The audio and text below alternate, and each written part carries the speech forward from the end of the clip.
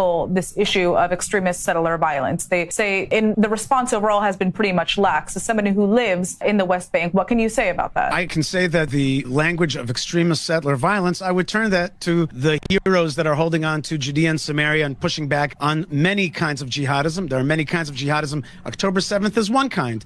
Land grab in Judea and Samaria is another. Hamas is the strong ideological entity here in Judea and Samaria, in what you call the West Bank, what we call the ancestral homeland of the Jewish people. And so you have young heroes holding on to state lands that the local municipalities recognize, pushing back on elements that want to destroy them, that want to do an October 7th on them.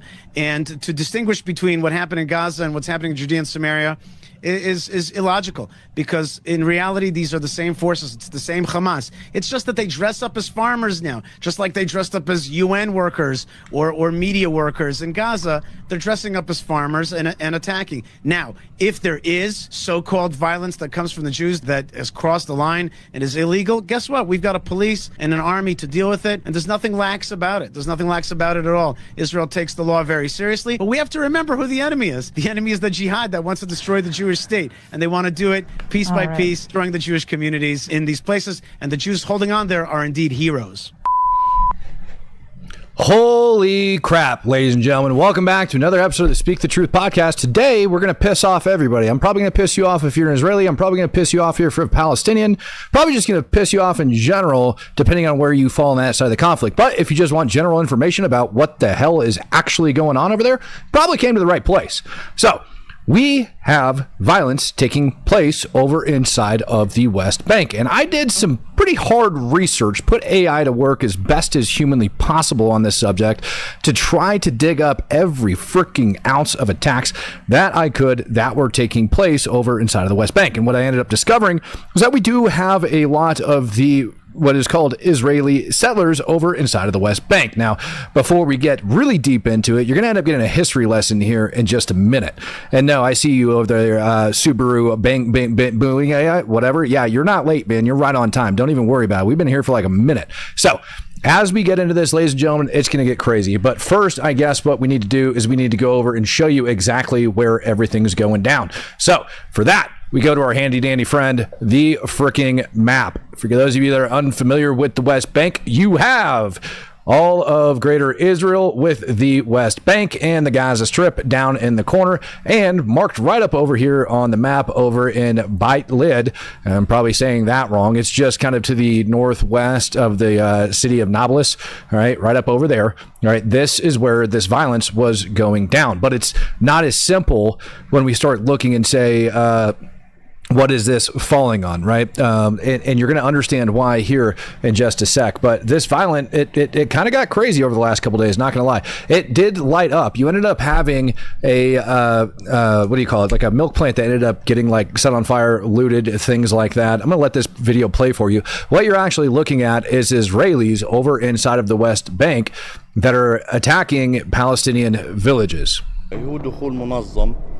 وعندهم تكتيك منظم كامل يعني طبيعة الحرق لما بلشوا عندك شاب بيكون حامل شنطة حامل معاه علب البنزين في شاب كمان معاه هو معاه العتلة اللي يخلع البواب بيخلع الباب وهداك الشاب الثاني مباشرة بيرمي البنزين وبيبعده بيجي شاب ثالث هو اللي بولع النار الحكي ما بصيرش أنا كشخص من حقي إن أعيش بأمن بديش أقول بحرية كبيرة بأمن أبقى مأمن على أولادي لما إني أنام أقول ها فيش شيء بس أنا في أي لحظة بيجي شوي بيجي هذا الحكي ما بصيرش هذا الحكي بصيرش إحنا نضل عايشين طول حياتنا فترة رعب وخطر هو دخول منظم. So what ended up happening? You ended up having over the last several days, all right, mainly on November 11th, all right, but the Israeli military since moved in the area. The president of Israel has actually came out and said that this violence is out of control and that the IDF is going to go in there and they're going to deal with it. Now, it wasn't just that ended up happening either. Also, you ended up having a mosque that ended up getting burnt today. They're parading around as if the whole thing ended up getting set on fire and burnt to the ground. It's not the case. They did go in there. They threw fuel on the inside of it and lit that sucker on fire. Also, over here, when you guys see this video, you're going to get the historical context here in just a minute. But you also have, all right, these orchards or these fields that are out there that are getting freaking lit on fire. And yes, Israelis, I see you in the comment section telling me to call it Judea and Samaria. I got it.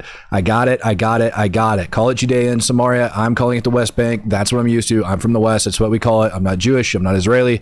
I'm simply calling it the West Bank. It's not an insult to you. It's just how the majority of the world understands it that doesn't live inside of Israel or that doesn't live in America with a Jewish background. If you're Palestinian, you're going to call it Palestine, right? Or occupied West Bank or whatever the hell they want to call it these days. To be frank, I really don't care what you want to call it, but for the purpose of this show, I am calling it the West Bank, and we're going to go from there. So these are settlers, allegedly, this is a fire, allegedly, that the settlers ended up burning down this whole area. You guys can see it up there on your screen. I've got another video that actually shows how many of these people that are doing it and who exactly is doing this is another thing that we're going to end up talking about. People that are called the Hilltop Youth, quote unquote, Hilltop Youth. Right? We're going to go over those guys. We're going to talk about who they are, why they're there. You're even going to listen to somebody that's actually from the area that's going to talk about them here in just a sec. Before we get into that, though, I want to let you guys know that last year, all right, around this time last year, October 1st of 2024, this is the U.S. Department of Treasury. U.S. Department of Treasury designated extremist settler group in the West Bank, and that extremist settler group was the Hilltop Youth. They went after, I think it was 2 leaders of the Hilltop Youth. They got them named down in here. I didn't bother digging too big into their background. I can't even pronounce it, but those are the 2 leaders that are like listed right there on your screen if you guys want. They're right there for you. All right. Eaton Yardeni, and where's the other one? This is the one that I absolutely can't even bother pronouncing. Anyways, they're the ones that the U.S. government actually went after for stuff like we're about to go over tonight, but it's not as nearly as simple as people like to make it out to be, screaming these are Jewish settlers. For this journey, we're going to have to go all the way back, ladies and gentlemen, to the 1800s, believe it or not, to get to the root of this. There's a lot of people with a lot of feelings dug into this, and to be quite frank, I don't have a dog in that fight as far as I'm concerned over this like land control. I'm happy that Israel's in charge of Jerusalem, and I'll leave it there. Now, the West Bank itself has been divided up over time, and you're about to see a really good map here in just a minute that's going to break it down. This sucker does 3D stuff. It's freaking amazing. I should probably drop the dang link in the chat for you guys so you can understand exactly what's going on over there. But it is important for you to understand that the West Bank, or Judea Samaria, is divided into 3 different areas. You have Area A, Area B, and Area C. Area C is administered by Israel. It is under complete and total Israeli control. All right. Area B is 22% of the West Bank. It's administered by the PA and shared security with Israel. Now, the PA is a freaking radical organization, and I won't even try to pretend otherwise. They're just as bad as Hamas, in my opinion. Danny Golan says it's usually a group called Hilltop Youth, extremist right-wing religious settlers designated as a DTO in Israel. Shin Bet arrests them. Bingo. We're going to go over that as well.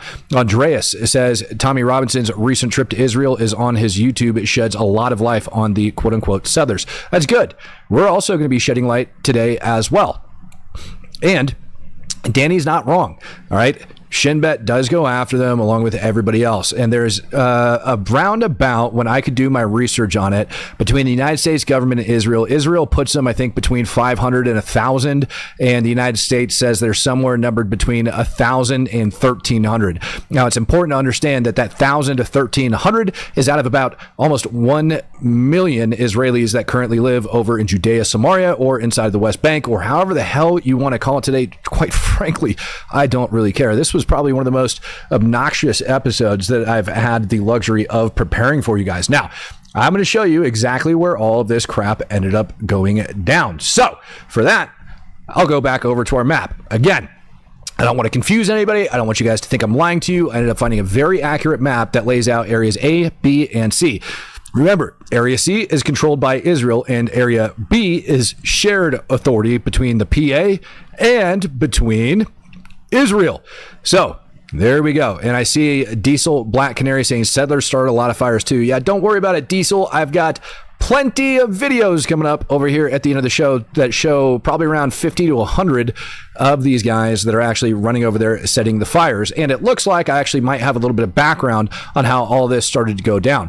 So, for scale, before we get into it, it's important to understand, out of the 1 million plus Israelis that are currently living in there, you only have about 1,000. We'll average it out between the United States and Israel. Call it 800 to 1,000.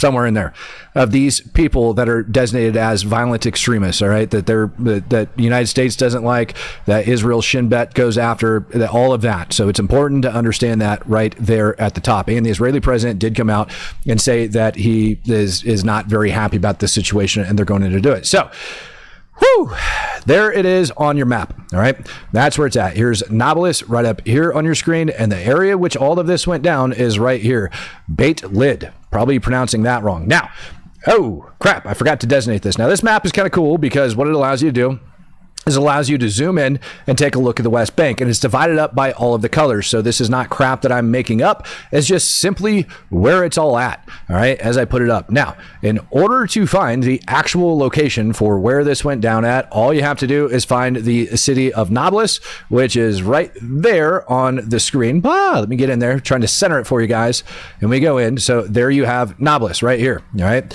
And as you guys can see, as we zoom in and you can hover over it, Palestinian built-up area, 2015 data. Now, you see this little freaking button hook in the road right here that kind of wraps around?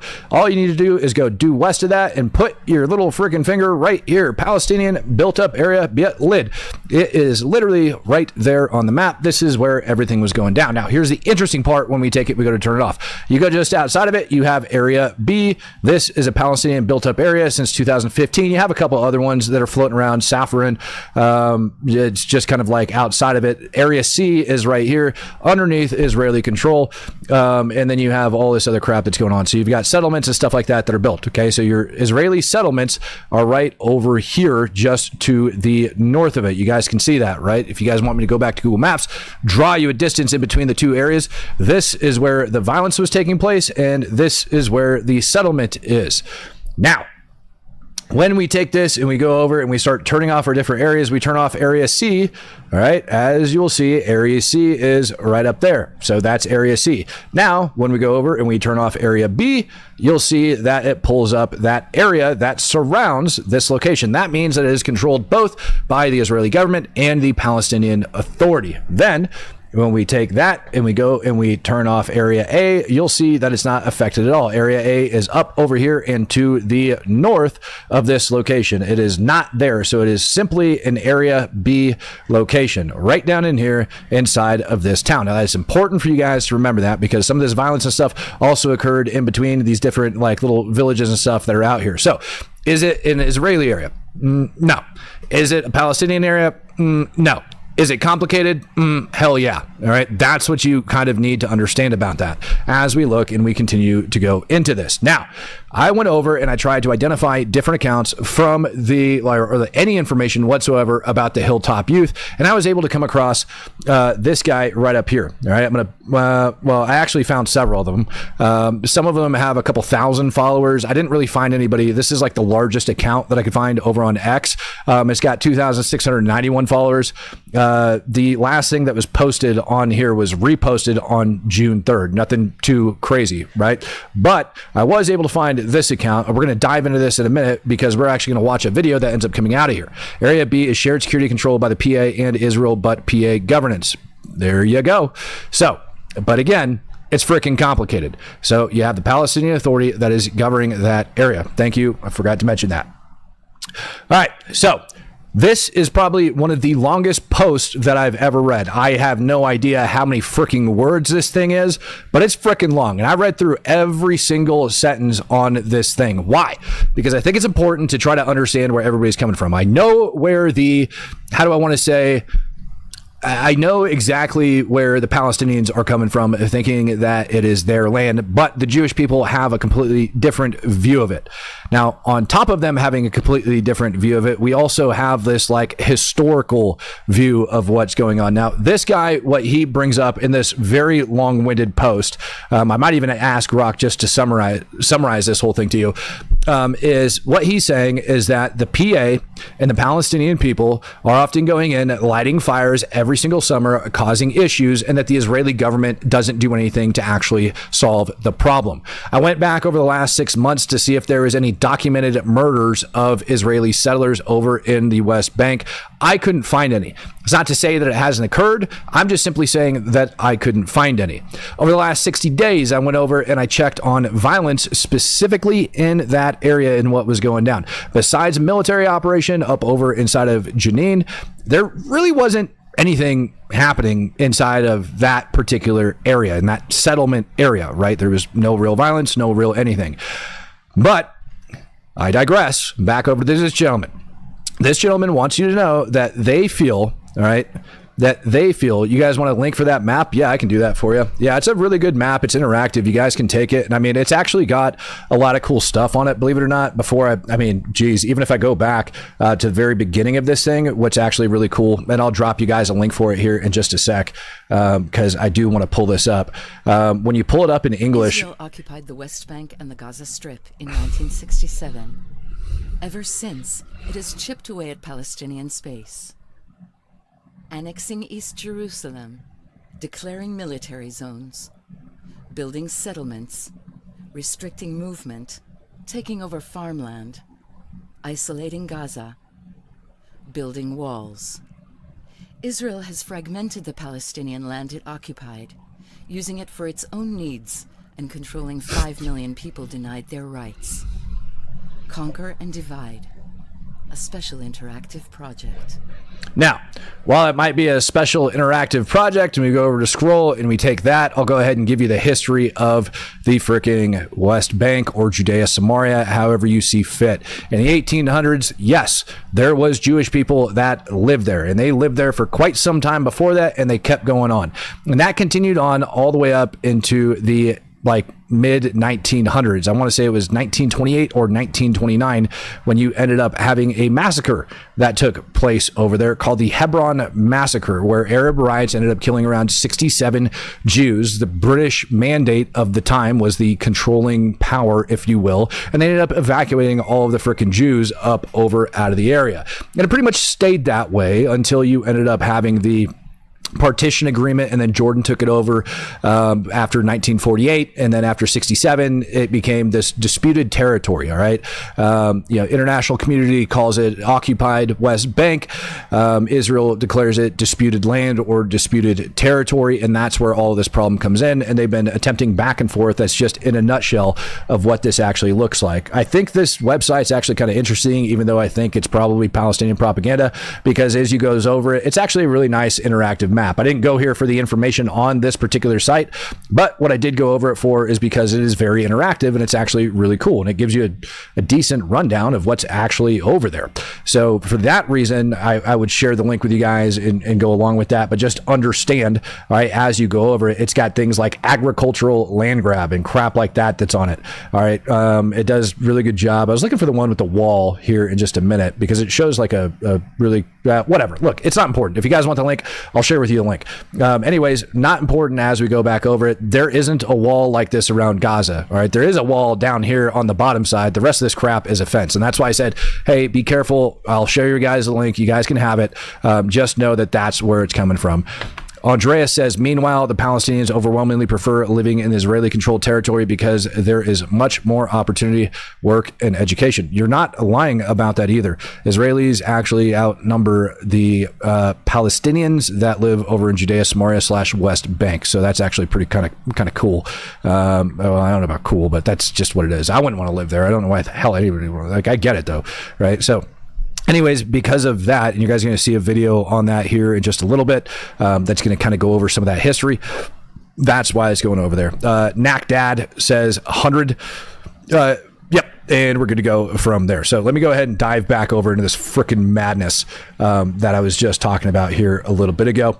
Long story short, the guy feels like Israel is not doing enough over inside of the Judea Samaria / the West Bank, and so the youth are actually the people that have to take control because they're attacking them. They're lighting their farmlands on fire. They're attacking them inside of their settlements. That's their side of the fight.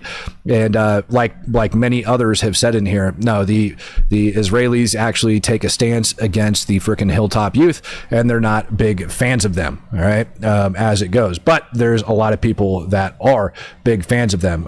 Looking over another account I ended up finding, like I said, of this one guy that has around 2,000. I mean, let's be honest here, right? I mean, they're just, I don't even know what they're talking about, but these are the Palestinian youth, or the guys claiming to be Palestinian youth. They're making freaking videos. Yeah. I mean, I'm just throwing this out here. Okay? Oh, shush. I don't even know what he's saying, so I'm not even going to bother watching the whole video. But what I want to do show you is that first guy that I ended up having up on your screen for informational purposes. Let me go up over to his account. This is his name, Avi Ebelo. Have no idea who he is, but he had this Pulse of Israel account linked up over on here. So I had to go over and check out his website, which is actually where I found this video, which I want you guys to watch because it absolutely matters. This guy over here, he's actually a basketball coach for a college, a university over here in the United States. And he went over to visit the area in the quote unquote Judean hills. Welcome to Ozvigaon, Coach Pearl. Great to be here. Look at they even got a welcome sign for me. Oh, get closer. Let's go. Let's get you closer. Welcome, Bruce Pearl. The people of Israel love you and thank you. Am Yisrael Chai. And what did you just say? What word did you say? Sovereignty. That's right. You came to the heart of the movement for sovereignty and the women behind it all. Special place. Where you from? Auburn, Alabama. Wow. Auburn, Alabama. Yeah. I'm a basketball coach and a Zionist and a proud Jew. Thank you very much. I'm grateful to you and for your service. Thank you for protecting everybody. We just had this beautiful visit at Ozvigaon, Gush Etzion, the Judean Hills, together with Nadia and Yehudit, who were two of the women really who spearheaded the whole sovereignty movement for the whole Jewish people to internalize, even make it to...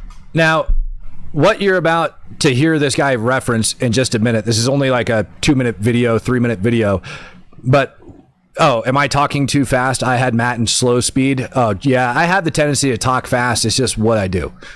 I don't know what else to tell you. This guy is actually about to go talk about a particular place over inside of the West Bank that's very important for history and for understanding of what took place. When I talk about the Hebron massacre, this is what they're actually talking about the women that went in and first reoccupied the area. So this is what they're about to discuss. The Trump White House, what are your impressions about being here and hearing from these two unbelievable women? Well, it makes you very proud to be a Zionist, proud to be a Jew, proud to be someone that supports Israel, and just also another reminder of the incredible lionesses that the Jewish women are. I always knew my grandmother was tough and in a different way, and I could see that in these women. I didn't know the full story about what happened in Hebron and how those courageous women went down there and kind of took over the temple and said, we're not leaving. And what courage and what vision. And I'm grateful that Prime Minister Menachem Begin kind of like allowed them to do it. And I think in his heart of hearts, he was kind of glad they did it. And it opened up the door for more communities in Judea for our people to be able to return as God promised. Yeah, and you had the merit, the zchut to actually meet one of those women, Yehudit, who was right there, standing there, one of the 13 women who went to resettle in Hebron, in Beit Hadassah, that then turned into and blasted into over 500,000 Jews living in Judea and Samaria. All right, so here's the important parts of the video, and I wanted to play it up to this point. It's got about, I don't know, 20 seconds left, 10 seconds left, some crap like that. But looking at is their right to return up over into this area, and to talk about specifically what ended up happening in Beit Hadassah in 1929. That was kind of like the heart of all of this crap, all right, where the massacres started to go down.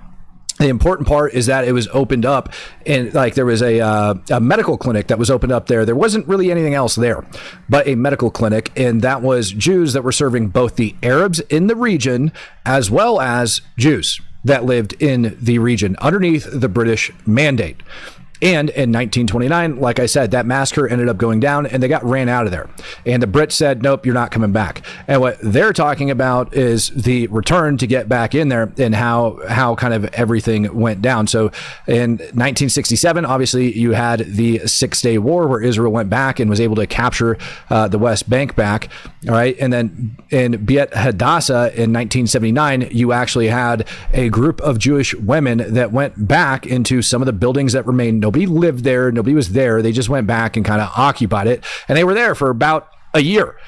You had Palestinian gunmen go in and kill 6 Jews over near Beit Hadassah. And then the government of Israel said, nope, you guys can go ahead and settle there. And like you said, it's now got over like 500,000 people in the region. And so when I look at that map that I had up on the screen for you guys, and we go back over into this area, it is very important to understand that on this map, dude, it is freaking complicated.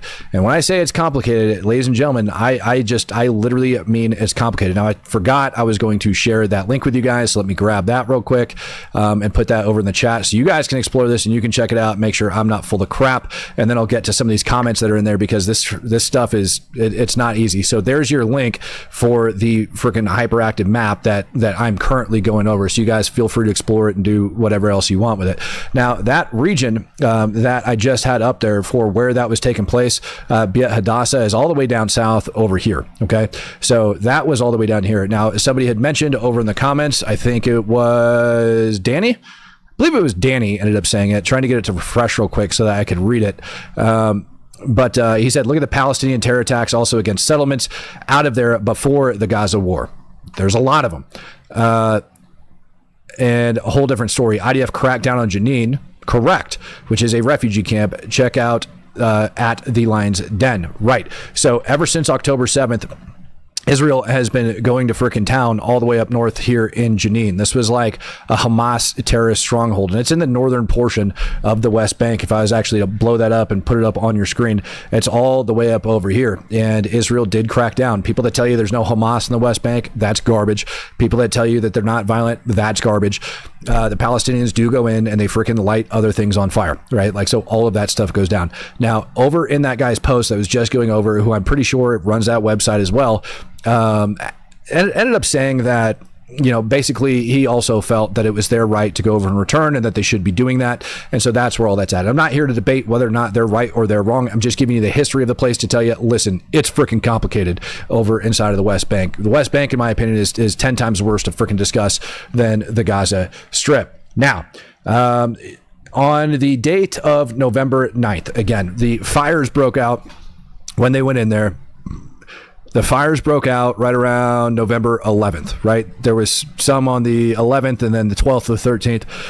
Israeli government moved in, started cracking down on this stuff. They actually got in freaking fights with these settlers, okay? So it wasn't the Palestinian Authority that went in and cracked down on the violence. It was actually the Israeli Defense Forces that went in there and stopped all this crap and ended up having a freaking standoff with these people.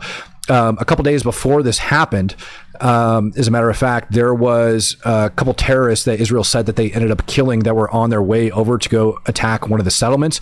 Now, they weren't successful in launching it. Israel was able to protect the settlements from doing that, but they had, you know, terrorists that were on their way over to go launch it.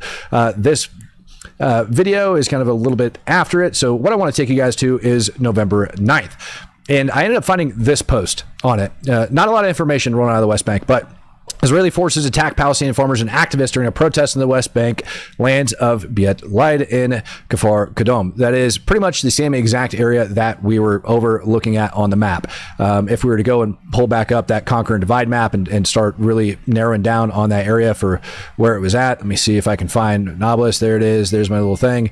And we start going into the area. So we're still talking about this area back down over here. All right. That's all down inside of this area. Okay. Down in area B. So all down in here. And what you end up seeing inside of area B, in this case, is you end up seeing some settlers that ended up going over into the area. There's a video, I think I have it coming up in just a second, where they were trying to stop the Arabs from going in and getting olives. For what reason? I don't know. Not a lot of information out there on this particular incident. Andreas says, did you get any more info about the new U.S. base in Israel? Yes, I did. It is being proposed. It's supposed to take like multiple years in order to build up, and it's supposed to house thousands of U.S. service members, and it's going to be down in the south outside of Gaza somewhere. So that's the information on that one. But here you have the incident that ended up taking place 2 days prior to stuff being burned down in the area. You've got videos, or excuse me, pictures, obviously, of the Israelis getting in the way. IDF that's in between. The settlers did, in fact, go into the area. It looks like Israelis ended up deploying tear gas to kind of break up the entire incident. At one point, this lady's, I guess, pointing a gun and freaking shouting. But that paints kind of the IDF in slightly a bad light for what they ended up doing, because it was in fact the settlers that had gone in there and freaking caused problems. There's actually a video that I have of these people like running away as they're being tear gassed. It wasn't anything crazy that happened.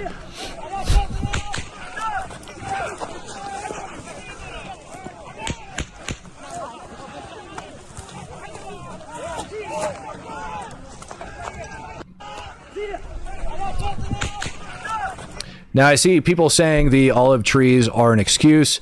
They don't even pick them. It's an attempt to agitate and get this very response. Right.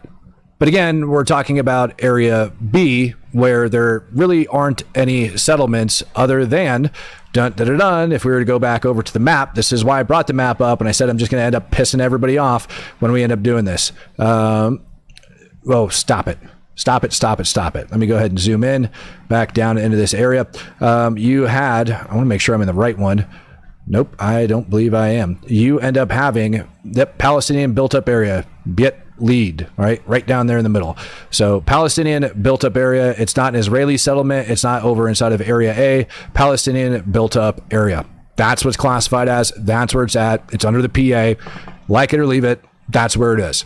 All right. So take it or leave it. These are just the facts as I know them, as I'm presenting them. Like I said, I'm going to open up an X space here in just a little bit, and you guys can come after it. Then what ended up happening was you had about 50 masked settlers that ended up rolling into the Al Jundi factory and setting trucks on fire that were on the outskirts of that village. This footage that I'm putting up on the screen right here is actually showing those Israeli masked settlers running around and lighting things on fire. So if you want to, say that there is something crazy going on here, there's really not. All right. You have Israelis running around setting crap on fire. That's what's happening. You have Israeli settlers in the region going around setting things on fire. Again, there was a slight altercation a couple days before where people were met in a freaking olive grove basically and went toe to toe, and the IDF ended up responding into the area. I couldn't find anything else until November 11th when this ended up happening. So those are the facts, again, as I know them. You can take them or you can leave them. You can piss you off or you can freaking hate them. That's what ended up coming out of it. All right. So if you guys got anything else that came out of that area, I would be glad to know. And like I said, I'm going to open up the space here in a little bit, but they did light a ton of crap on fire. They went through there, and it wasn't just that one factory I told you about that they lit on fire. Also went around lighting a bunch of vehicles on fire outside, like basically on like the surrounding edges of the village from what I've been able to see and what I've been able to find. So that's what's out there. Yeah, it was arson. They said that 2 Palestinians were injured by rocks or something out there, rocks and or sticks. So take that for what it's worth. Nobody got shot. It's Israel's land. The Pallies are the settlers. Hey, again, I'm not here trying to debate history. Y'all can duke that shit out. All right. I'm just here telling you guys what the hell is going on. I gave the history of the land, told you the history of the land and where it's at today. You can take the history or you can leave the history, but that's where it's at. Period. That's it. I don't know what else to tell you. I think Israel should have just taken, personally, after the 67, I don't think it should have been disputed territory at all. Jordan absolutely didn't want the land back, so on and so forth. That's just what it is, man. They went in there and they burnt shit. I don't know what else to tell you. Those definitely don't look like settlers. Why? Because they wrapped their faces and ended up doing all of that stuff, right? Well, if it wasn't for other documented accounts of all of that crap going down, I would tend to agree with you. But even the Israeli government and the president admits that it was Israeli settlers that ended up in going in and burning all this crap to the ground. So you can say that it wasn't the Israelis. You can say that, but the Israeli government even says it was Israeli settlers that ended up doing this. So I don't know how you can go against your own government when the government is the one that's saying that's what's going on. And when I told you it's a complicated situation, ladies and gentlemen, I wasn't kidding when I said it's a complicated situation. All sorts of other videos. Here is another one of allegedly Israeli settlers that are going in and starting fires over in the groves. Let me go ahead and put that sucker on mute so you guys don't have to listen to it.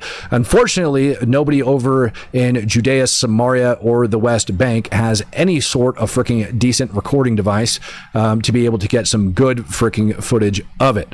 But what we do have footage of is of Israelis over inside of that Palestinian claimed area, all right, in Area B, outside of Area C, and that's what happened. You can like it, love it, or freaking leave it, but that's what's going on there. And you guys have so many freaking politics that's so deep over inside of the West Bank.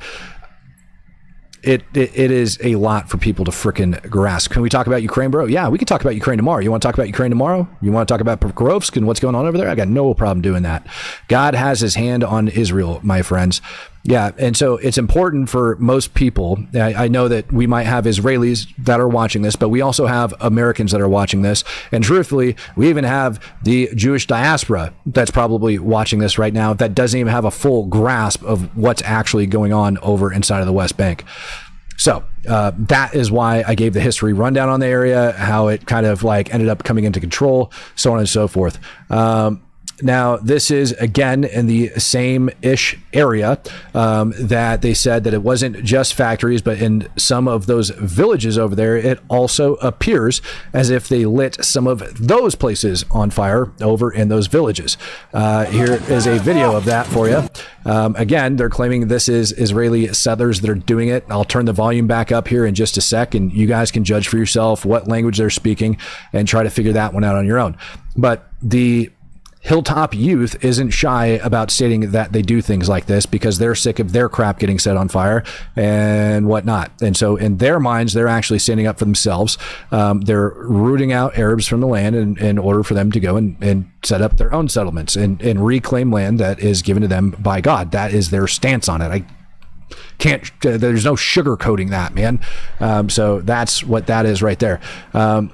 Other images and stuff like that, video that ended up coming out of the area.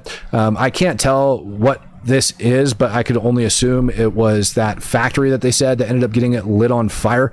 Kind of hard to freaking find any information really on the West Bank, particularly this tiny little area. Linda Lou says God does have his hand on Israel. Seems like we got to have a lot of Israeli supporters in the chat. And I'm just kind of curious. I don't know. Do you support Israeli settlements in the West Bank? Yes, no. I don't know. I just want to know where this is at. I really do just kind of want to know where this chat's at. So I ended up putting up that poll in there for you guys to be able to, really, just do it. It says, do you support Israeli settlements over inside of the West Bank? That's what I ended up putting out there. Andreas says, do you have any more info on the new U.S. military base in Israel that you mentioned earlier? Yeah, I do. Again, it's supposed to be somewhere in the south over, here, I'll just put it up on a map so that people can understand.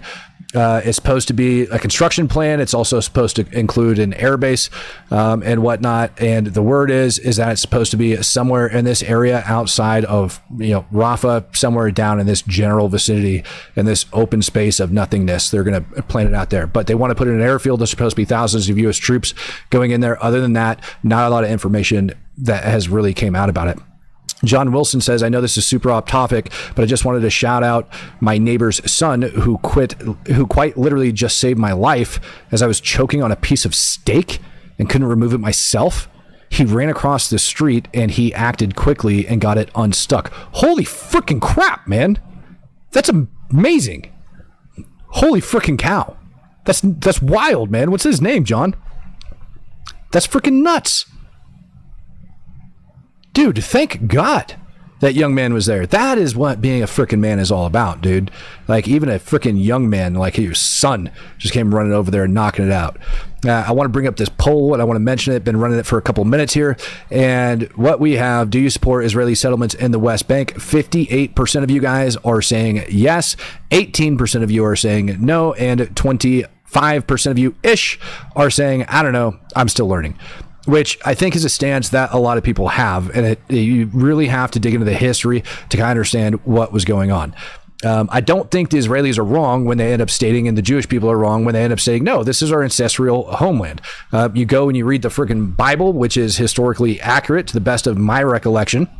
To the best of my knowledge, the Bible is historically accurate, and you do end up seeing different paths that Jesus ended up walking on, and the different, Israeli villages and everything like that were over there at the time. And you can literally like walk these routes like up and down and back and forth, right? As you go back and forth.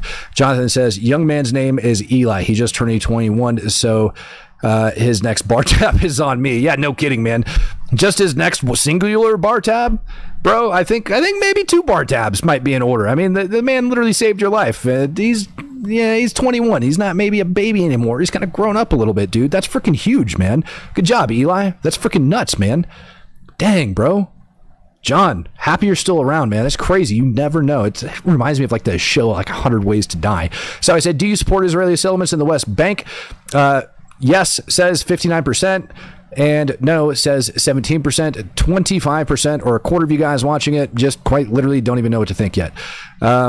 Ma Bunny says, Matt, you are spot on. I just got back from an 11-day journey across Israel, brought the Bible to 3D. Can't be contested. The land belongs to Israel, and Jesus will return to it. Now, this goes back into that old historical debate, which Palestinians love to bring up. So I don't want to sit here and ramble on, because I do want to go over to X and listen to some of you guys and what you have to say, which I know it's never going to end. But I want some Israelis to go over there. You guys, my X handle is right down here below my freaking face. So that is the overall arching plan and or idea basically behind everything that's going on. And I'm doing my best to remain quasi neutral while still stating my bias on the freaking subject matter. All right. That even in the 1800s, you have Jews that were scattered across what is modern day the West Bank, also known as Judea and Samaria, that was controlled by Jordan between 48 to 67.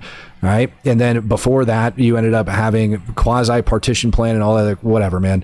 Partition plan that got presented, but it was the British mandate before 48.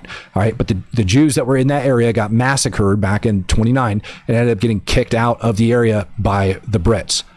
Prior to that, they were actually over there. So I don't know what to tell anybody that wants to defy history, but they were there all the way back in the 1800s and even a few centuries before that. So there's no way to go around that. So what I'm going to do is I am going to go over into X, and I am going to be opening up that space. And I'm doing it quite literally as we speak. I want you guys to go into that space as I open that sucker up, because I want to hear about it. Do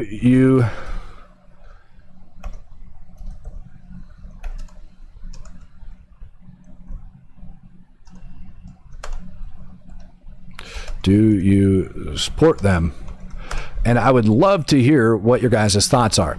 All right, the space is now opened up over on X if you guys want to talk to me. And the reason I'm doing it over there is, honestly, I think the platform is interacting just a tad bit better.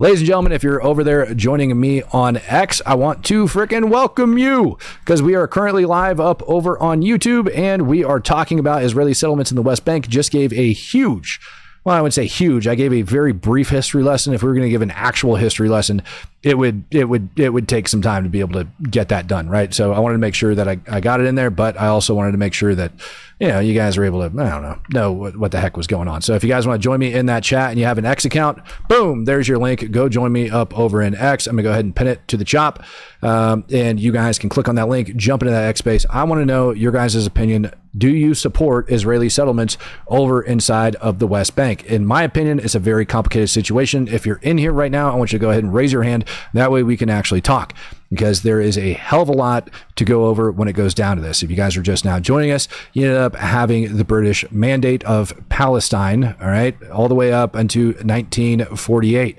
And in the 17th, 16th, 15th centuries, all the way up into the 20th century, all right, into 1929, you did have Jews that were living over inside of the West Bank until the Hebron massacre, which ended up killing a bunch of Jews. Brits ended up throwing the Jewish people out of the West Bank, along with a bunch of people that ended up running away. And then after the war in 67, Israel ends up taking control of the West Bank, and it's now considered a disputed territory by Israel. International community says it is occupied land. So the question is, do you support the Israeli settlements over inside of the West Bank? And if so, I want to know your reasons why. All right, got our first speaker that should be coming up here in just a second. Danny, I definitely want to hear from you, friend.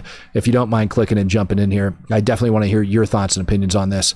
So if you don't mind raising your hand, I'd love to hear about it. I know you're very much schooled on that area, so I'd love for you to be able to raise your hand and jump in here. But I want to hear your thoughts and opinion. My thoughts and opinions, truthfully, as an American, I have no skin in this game. Right? I have skin in the game as far as Christianity is concerned. I have skin in the game as far as wanting Israel how do I want to say this? As far as, dude, what do you call it? Jerusalem. I do believe that Jerusalem just quite literally wouldn't exist if Israel wasn't in control of it. So, Danny, go ahead, friend. Hey, can you hear me? Yeah, I got you. Yeah. So, having spent a lot of time in these areas,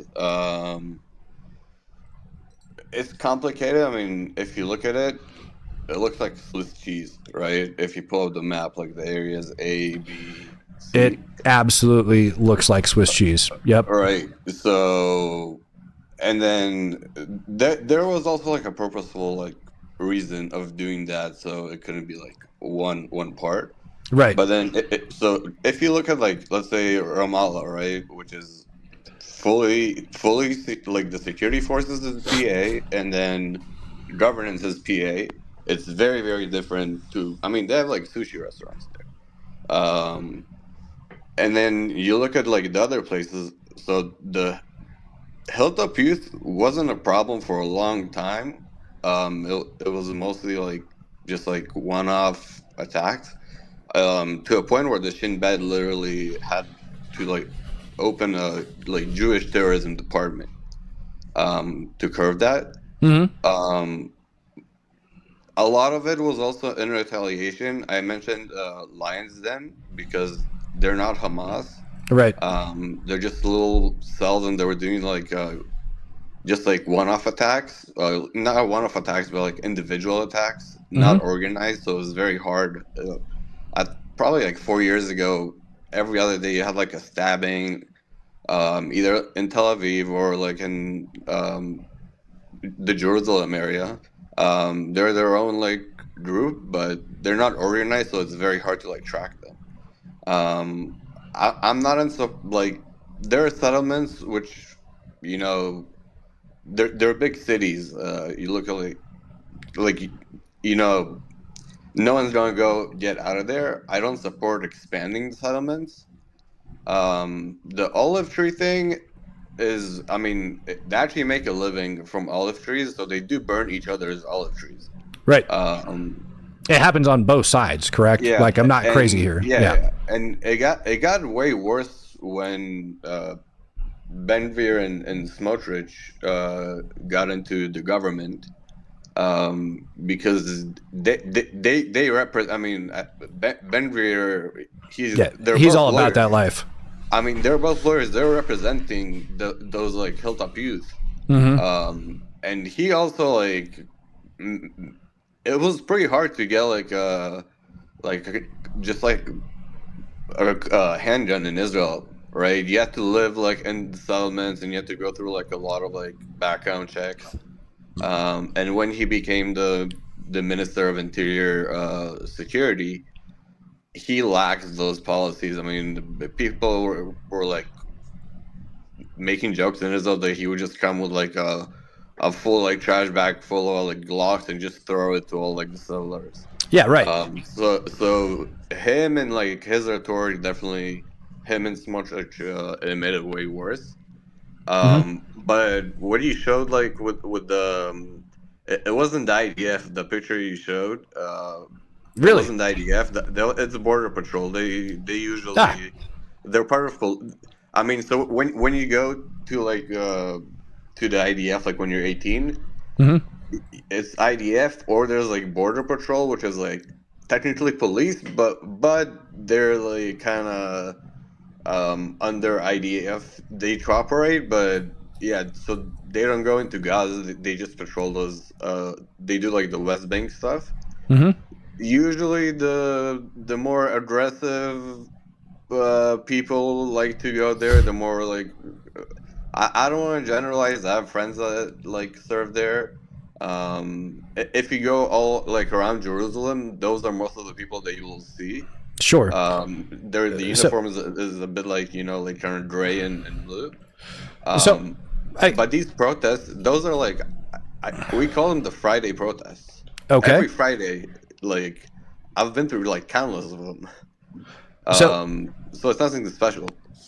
Yeah, right. Do you mind if I ask you a question? So looking at that area and what I had up on the map, it does show that you had the Arab settlement that was over inside of there, and that definitely looks like where the, lack of better terms, the Israeli settlers, the hilltop kids, whatever, ended up running down in there and setting that crap on fire. Inside of that controlled space like that, where you have it, and the PA is what's governing it, and you have that area, are the Israeli settlers allowed to go in and set up shop over inside of there as well? In Areas A? Up over in, I believe it was Area B. It was in Area B. Yeah, I mean, so B, that's like cooperation on security, right, and yeah, governance. No, that's I why mean, they can't actually like just go anywhere and just like put. So what they do is like they go to the areas that are kind of like unmarked, or where like the Palestinians like fled from, and they just like start putting up tents. Right. And then, you know, a little more tents, and they start. But so I mean, the Israeli Supreme Court has been like cutting that for years already, and literally having the military come and like break those tents apart, and they would fight the military. Sure. Like, yeah, they did it just the other day. So, but the question is it kind of like an unwritten rule, whoever plants a flag first, or is it the Arabs are allowed to go in and do that because the PA governs it? And then, you know, if there's a security issue, the areas where they like to put up the tents, those are like kind of like no man's land, because they're trying to extend it. Yeah, not the area where they put up the tents, right? No man's land, and they try to extend the area. I get that. I'm talking about inside of that one village in particular. Like, are they allowed to go in and move into that area as well? Or is it like, no, you guys are supposed to stay the hell out of here? No, I mean, no Israeli is actually supposed to go there other than the military. Okay. Yeah. So that was my question on that one. So they were just in the wrong by being there is the ultimate thing. That's the reason why the president ends up coming out, not to mention they ended up lighting crap on fire. If you don't, I mean, you can. I think I'm not sure about the B areas, but in some of them you'll literally see huge red signs saying like you cannot go in here unless you have like a permission from like the general of the like the central command or something like that. Oh, geez. But yeah, I mean they do that, and the problem was also with the fence.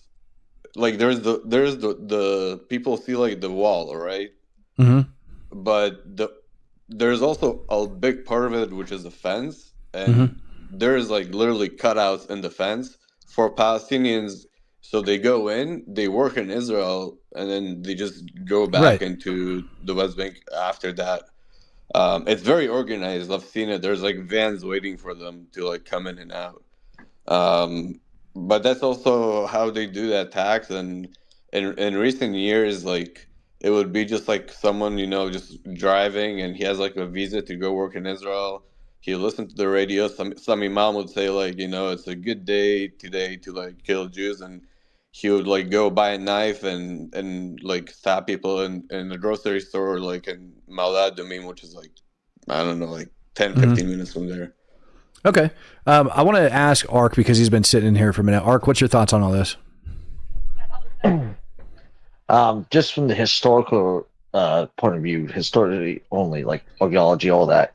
Yep. Israel has been there forever, right? We have evidence of the Kingdom of Israel. We had it during the Romans and all that. So historically speaking, the land did belong to Israel. So that's just my whole thing on it. Yeah, I mean, I agree with you 1,000%. The land 100% used to belong to the Israeli people, right? Until it ended up getting conquered. People somehow are okay with the land being conquered then, getting taken away, and now have an issue with Israel reconquering land. And my argument is always, you can't be for conquering land in one instance and not for conquering land in another instance. It's how every single country on this planet was formed. Every single one. Jenny, what you got?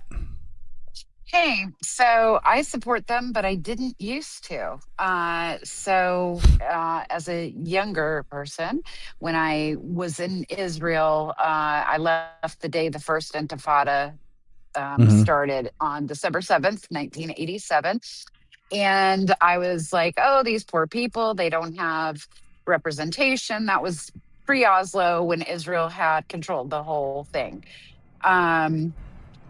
And today, I absolutely support not only settlements, but it is technically Israel, because Oslo has failed. Oslo was an experiment. And on the day that Israel declared independence, it held that land. That was the former British mandate, and it then became Israel. So the fact that Jordan occupied the West Bank, or Judea and Samaria, as we like to call it, for only a mere 19 years, kicked every Jew out, shipped a bunch of Arabs in, and then 19 years later lost control of it, that does not then somehow magically bestow it to Arabs. It just doesn't work like that. So that's my thought. Alrighty. Oh, here we go. And this is where it's going to get crazy. Bringing in Hebrew Hammer, of all people, whose takes are always hot. Yeah, go ahead, Danny. I just wanted to say something about also like their political power. So on average, like settlers and like the religious Jews and like other Jews, they have, I don't know, like five to like 8 kids, versus your 1, 2, maybe 3 of like a secular Israeli family. So it's kind of like the same thing with like Islam, how the population goes up because they do tend to have more kids. So, and to this, another thing is that when election comes, the rabbi is like, tomorrow everyone is going to like go vote for our party, because it splits into like 2 parties if there's Sephardic or Ashkenazi Jews. And their voting rates are like super high, because I mean, if the rabbi says something, tomorrow they go out to vote, right? And population just increases every year, so they get more like political seats. And then to get like a coalition, like what Benjamin Netanyahu had to do like this time, he had to bring them in to get the over 60 seats, right? And I mean, they grabbed the other party by the balls, because they're like, hey, we'll come to the coalition, but you're going to do this and this and this for us. Yeah. So, I mean, look, my take on it, number one, was Jordan used to own the dang land. It didn't belong to the Palestinian people. It didn't. Jordan owned the land, and Palestinian people is subjective on top of that. right? Like historically speaking, very, very subjective. Israel used to own the land. They took it back and then tried to give it back to Jordan. Jordan still doesn't freaking want it. And now it's disputed territory. Internationally, they'll call it occupied land. Just a huge poop storm. If I was Israel, I would annex it just like freaking, Russia annexed Crimea. Nobody said a dang word about it. But for some reason, this right here will end up being a problem. I mean, it was taking part of a war. Right. And Jenny, then also Jordan already has like 60% Palestinians, right? Like the whatever, like the king, he's a minority there. Yeah, but you and I both know that the PA is a big difference than the freaking Palestinians over inside of Jordan. Well, I mean, the PA is like a corrupt, like, that the Right. 4-year term is like a 14-year term from like Mahmoud Abbas, right? And he does not even control his own, like, their security forces. They don't control. Garbage. Right. That's why Israel is had to become more like aggressive into like helping like clean out like a lot of these areas, because we do have cooperation with them, but they can't handle it. Yeah, and the PA is paying out millions of dollars a year for play. That's right. They're still paying out millions of dollars every single freaking year for people that have gone over and killed Israelis or have died in jihad. Like, it's just a fact. And they don't try to hide it. They don't do anything. If you go to prison because you conducted some sort of a freaking attack and Israeli arrests you, you end up getting bestowed this amazing title of like prisoner, basically. And they treat you like freaking royalty, right? It's like getting the dang Medal of Honor. How many Jews you killed also. That's right. And it also depends on how big your family is and several other things that end up going into it. But it's a fact that they end up spending that money that way. Danny says the Arab armies lost a war and then surrendered the land to a newly formed third party instead of to the victor. Well, that newly formed third party, I don't even want to get into that. That wasn't even really a thing, but wow, right? And also, the PA was actually started by an Egyptian. Thank you.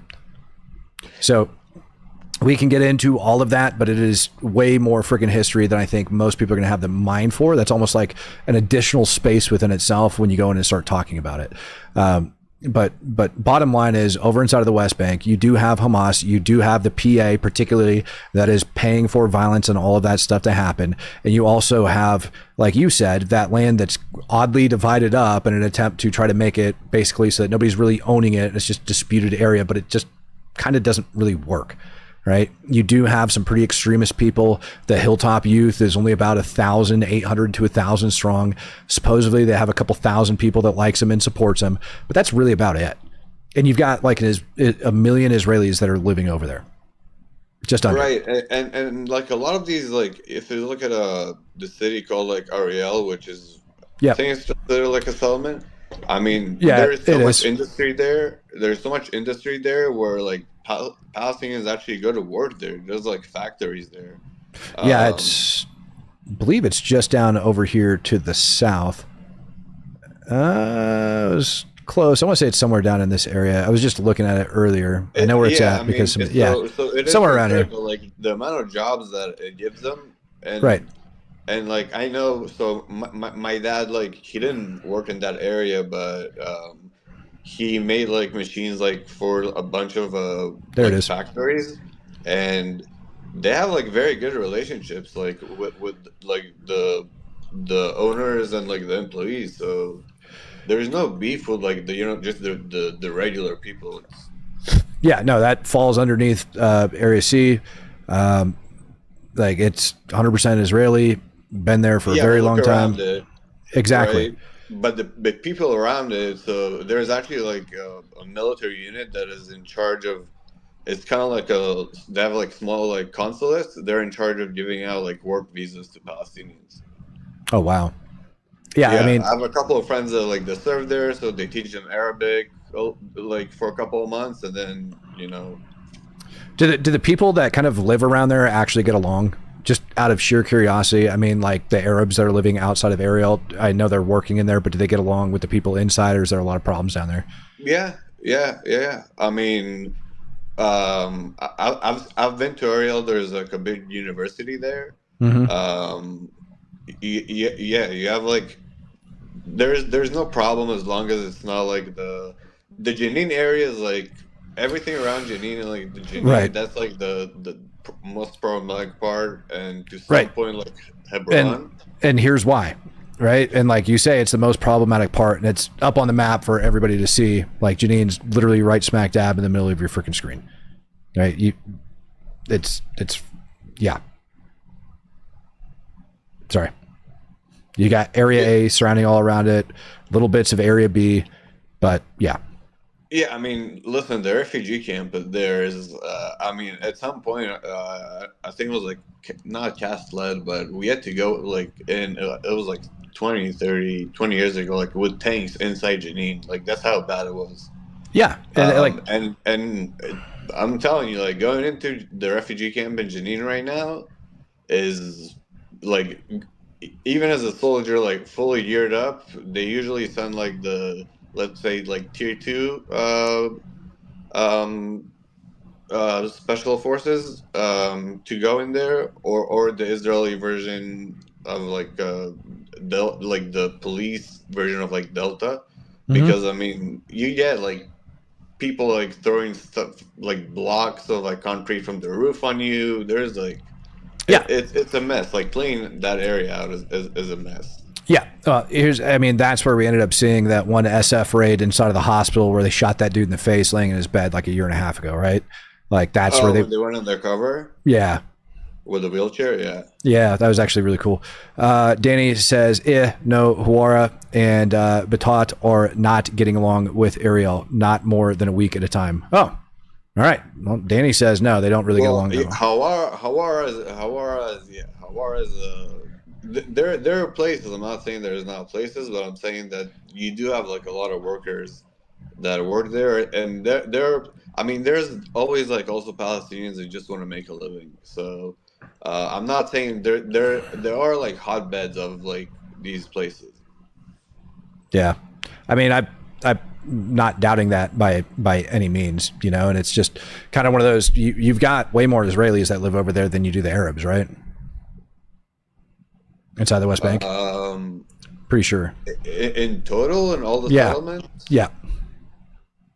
I'm actually not sure about that.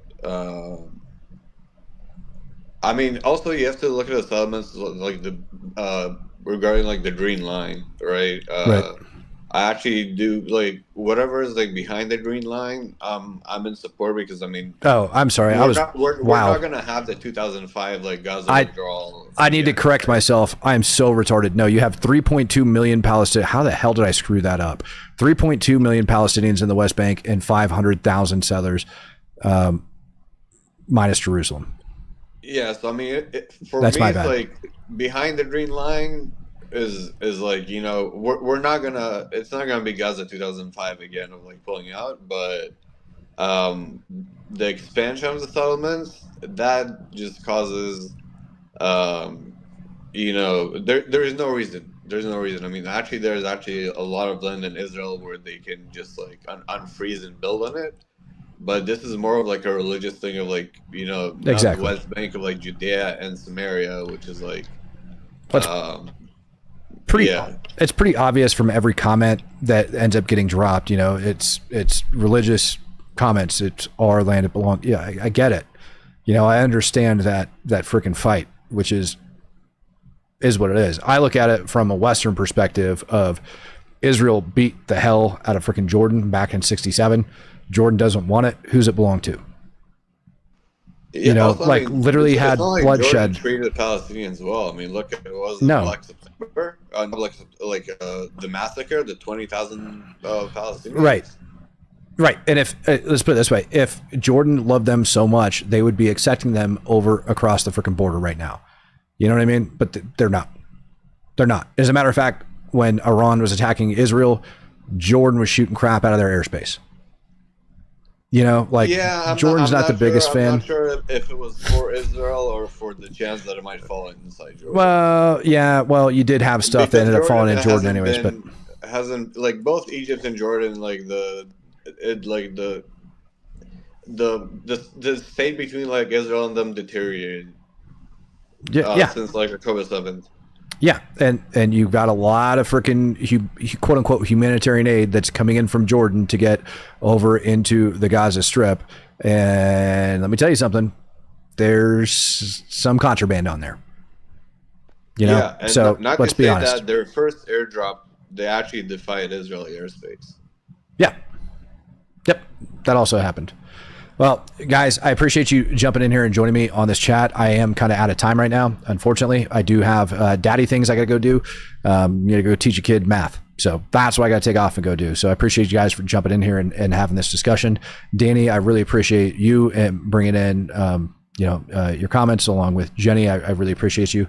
Other than that, guys, sorry I'm out of time. I just looked. I went 10 minutes over than I probably should have. Time, check out my Signal. It also has stuff about that. Okay, beautiful. Thanks, brother. All right, ladies and gentlemen. Well, I hope you enjoyed this episode of the Speak the Truth podcast. Looks like we're going to be talking about Ukraine tomorrow. So if you're interested in what the hell is going on over in Ukraine, you might want to join in for that one. And do me a favor, like, comment, and share, because we got smashed with a bot attack.